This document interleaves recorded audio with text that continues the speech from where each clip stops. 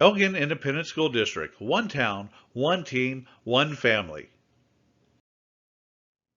Thank you for participating in the Elgin Independent School District's Coronavirus COVID-19 staff training. The information in this training has been sourced from the Centers for Disease Control and Prevention, the Texas Education Agency, and other reputable medical resources. All information found within the COVID-19 training module is current as of its production and release date.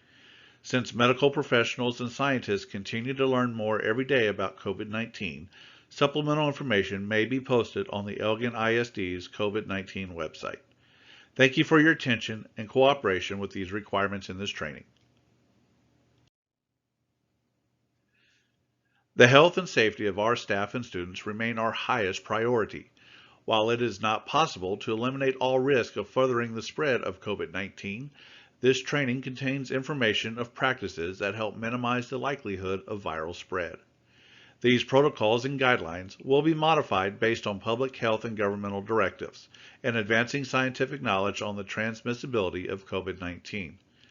We also believe that educating our students and staff about proper hygiene techniques and necessary safety measures to prevent the spread will not only keep all safe, but will also keep their respective families safe. While it is not possible to eliminate all the risk of furthering the spread of COVID-19, these are the steps that Elgin ISD is taking to reduce the risk to students, teachers, staff, and families. This training contains information on the practices that address notification, prevention, response, and mitigation in regard to COVID-19. So, what is the coronavirus and COVID-19? Coronaviruses were first identified in the 1960s by scientists. Today, there are 7 types of coronaviruses. Most are the common human coronaviruses, often associated with the common cold. Other human coronaviruses are the Middle East Respiratory Syndrome, or MERS, the Severe Acute Respiratory Syndrome, or SARS, and now the SARS-CoV-2, also known as COVID-19. COVID-19 is considered a new or novel coronavirus that has not been identified before and is not the same coronavirus that commonly circulates through humans. How does COVID-19 spread?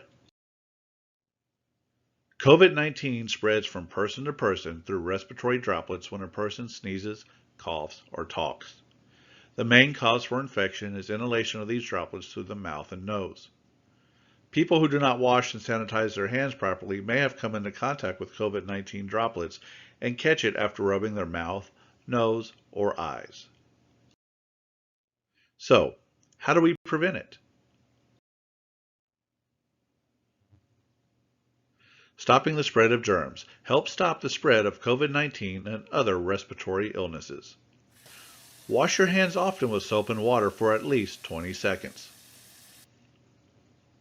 Clean and disinfect frequently touched objects and surfaces. Cover your cough or sneeze with a tissue, then throw the tissue in the trash and wash your hands.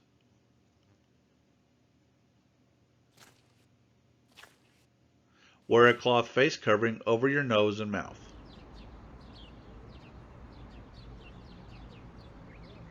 Do not touch your eyes, nose, or mouth. And remember your 6-foot physical distancing, which is about 2 arms length from other people. And if you're sick, stay home except to get medical care.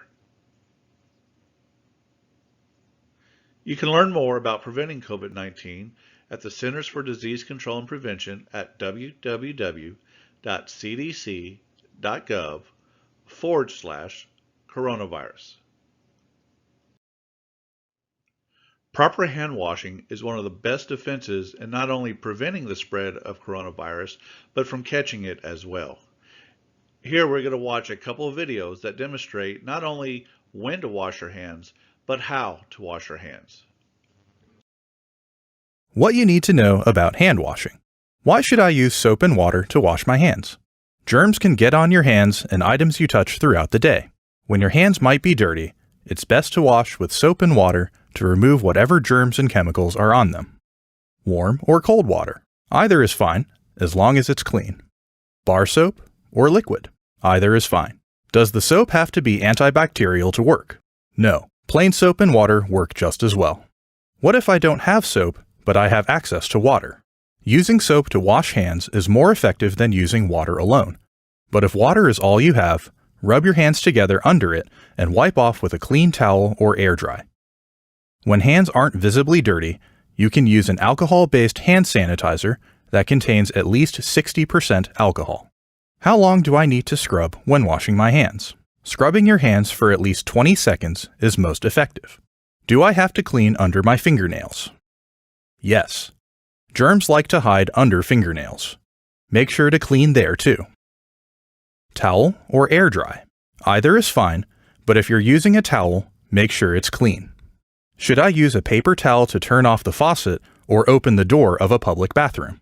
There isn't much scientific evidence about this. If you're concerned about getting germs on your hands after you wash them, you can use a paper towel to turn off the faucet or open door handles. What if I don't have soap or water to wash my hands? If soap and water aren't available, use an alcohol-based hand sanitizer that contains at least 60% alcohol. Alcohol-based hand sanitizers can quickly kill most types of germs on the hands, but may not kill certain bacteria and viruses that cause diarrhea. You should wash your hands before eating or after using the restroom. Protect yourself and others by washing your hands with soap and water. Learn more about the magic of hand washing. Visit cdc.gov/handwashing.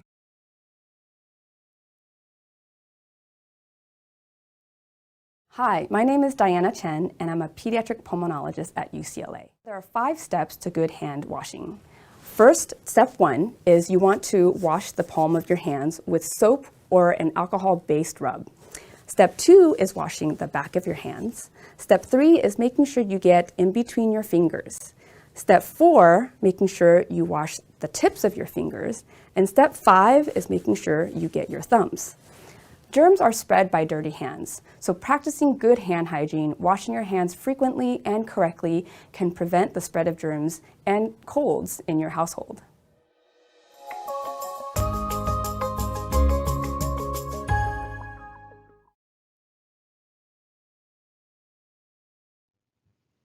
Now, let's learn a little bit more about face coverings. Cloth face coverings are an additional step to help slow the spread of COVID-19 when combined with everyday preventative actions and social distancing in public settings. Who should not use cloth face coverings?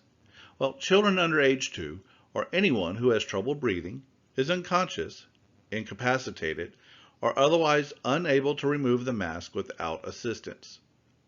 Cloth face coverings are not surgical masks or N95 respirators. Currently, surgical masks and N95 respirators are critical supplies that should be reserved for healthcare workers and other first responders. Wearing a face mask can help stop the spread of germs. So, what's the right way to wear one? Put the straps over your ears or around your head. Pull the mask over your nose. Pull the mask under your chin.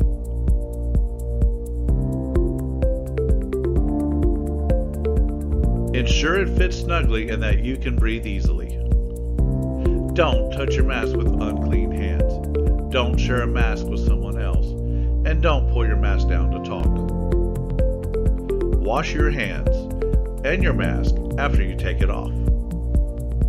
Or discard your mask if it's disposable. Thank you.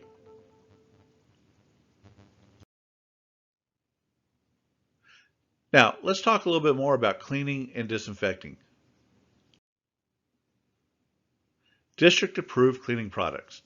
Staff should not bring cleaning products from home. However, store-bought wipes or personal hand wipes are the exception. Scented cleaners and sanitizers with scents such as lavender, pine, lemon, etc. should not be used as students or staff could have a reaction. Bleach or bleach solutions are not allowed. Ammonia or ammonia-based cleaners are not allowed either. The Elgin Independent School District Maintenance and Operations will be providing cleaning wipes for each classroom. What is the difference between cleaning and disinfecting? Cleaning removes germs, dirt, and impurities from surfaces or objects. Cleaning works by using soap or detergent and water to physically remove germs from surfaces. This process does not necessarily kill germs, but by removing them, it lowers their numbers and the risk of spreading infection. Disinfecting works by using chemicals to kill germs on surfaces or objects. This process does not necessarily clean dirty surfaces or remove germs under the dirt and grime. Instead, it kills germs on the surface. To be most effective, cleaning and disinfecting should be done in conjunction with one another. A little bit more about cleaning.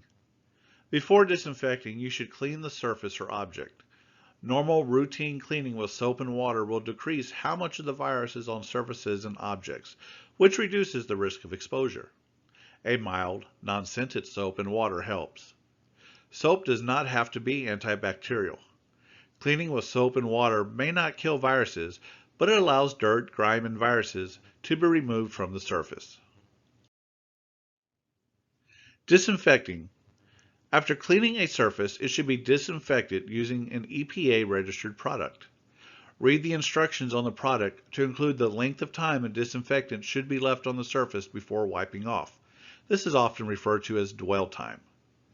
Disinfectants should be kept and stored out of reach of children and should not be handled by students. Disinfectants should be labeled, and if transferred from a concentrate to a spray bottle, the spray bottle's contents should be written on it. Electronic devices should be disinfected according to the manufacturer's instruction. Wiping down electronics with a towel using a minimum of 70% alcohol, either isopropyl alcohol or ethanol, will usually disinfect most electronics. Do not pour disinfectants directly on electronic devices. Prioritize areas. High-touch, high-use areas, such as doorknobs, should be cleaned and disinfected on a routine basis or between each class. Never use chemical disinfectants on toys or other objects that children may be putting in their mouths. Please note, the Elgin ISD does not allow bleach or bleach solutions for cleaning due to fumes or interactions between other cleaning or sanitizing agents. Self-screening of COVID-19. Self-screening by staff. School systems must require teachers and staff to self-screen for COVID-19 symptoms before coming into campus each day. The self-screening should include teachers and staff taking their own temperature. Teachers and staff must report to the school system if they themselves have COVID-19 symptoms or are lab confirmed with COVID-19, and if so, they must remain off campus until they meet the criteria for re-entry. Additionally, they must report to the school system if they have had close contact with an individual who is lab confirmed with COVID-19 and, if so, must remain off campus until the 14-day incubation period has passed. Pre-screening of students. Parents should pre-screen their child to ensure they do not send a child to school on campus if the child has COVID-19 symptoms or is lab confirmed with COVID-19 and instead should opt to receive remote instruction until conditions for re-entry are met. Parents may also opt to have their students receive remote instruction if their child has had close contact with an individual who is lab confirmed with COVID-19 until the 14-day incubation period has passed. Self-screening of visitors. Before visitors are allowed onto campus, school systems must screen all visitors to determine if the visitors have COVID-19 symptoms or are lab confirmed with COVID-19, and, if so, they must remain off campus until they meet the criteria for re-entry. Additionally, school systems must screen to determine if visitors have had close contact with an individual who is lab confirmed with COVID-19, and, if so, they must remain off campus until the 14-day incubation period has passed.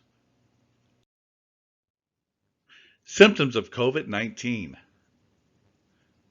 Symptoms include feeling feverish or a measured temperature greater than or equal to 100 degrees Fahrenheit, loss of taste or smell, cough, difficulty breathing, shortness of breath, headache, chills, sore throat, shaking or exaggerated shivering, significant muscle pain or ache, and diarrhea.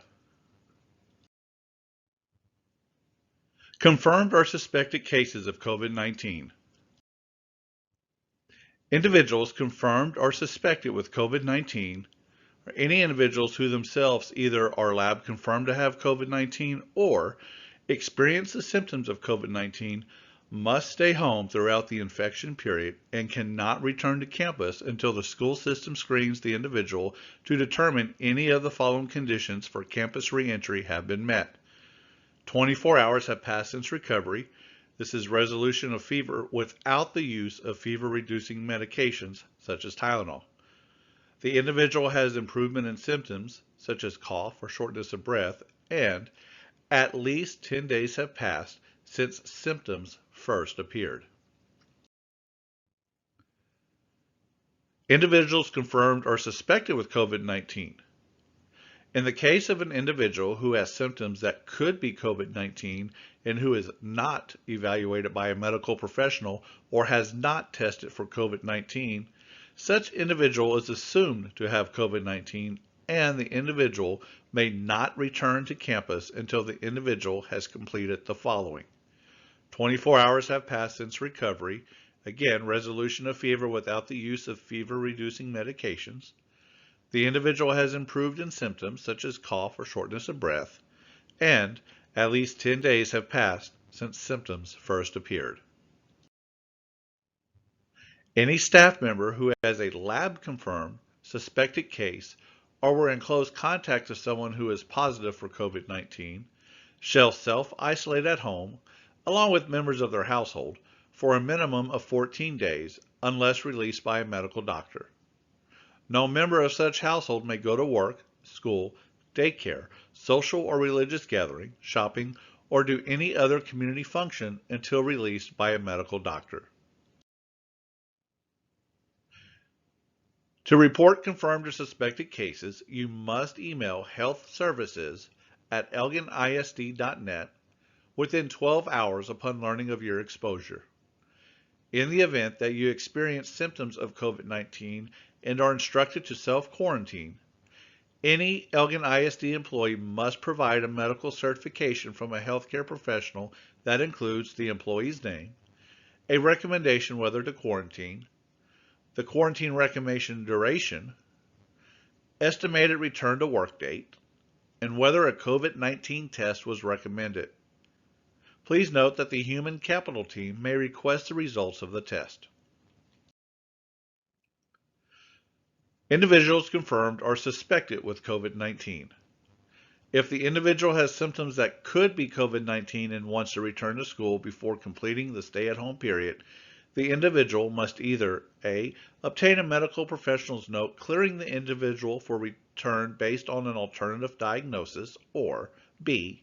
receive confirmation that they are free of COVID via an acute infection test at an approved COVID-19 testing location that can be found at tdum.texas.gov/COVID-19.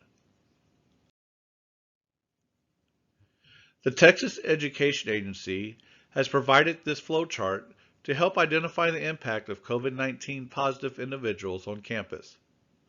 If an individual presents symptoms either on campus or off campus and that individual is tested, if it results in a COVID positive test, the reports are reported to the public health and/or individual reports results to the school.